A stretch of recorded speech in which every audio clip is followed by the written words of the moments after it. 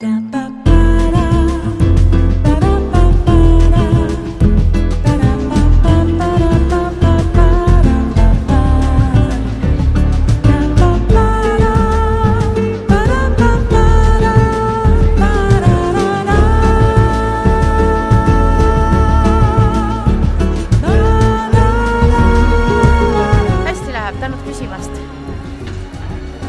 palju rahvast, suur huvi, kõiki tahame pöörata Tatra usku.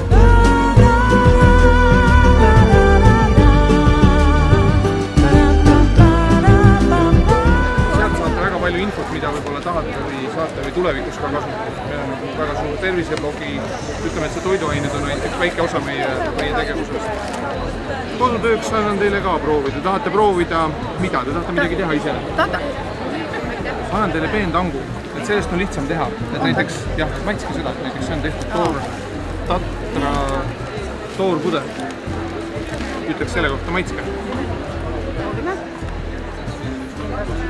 Tehakse nagu tavalist tagupudru. Võtke rusikas on parem.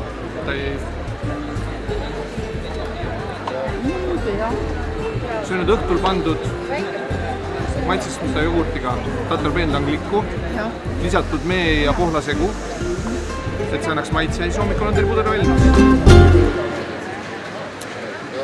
Väga hea.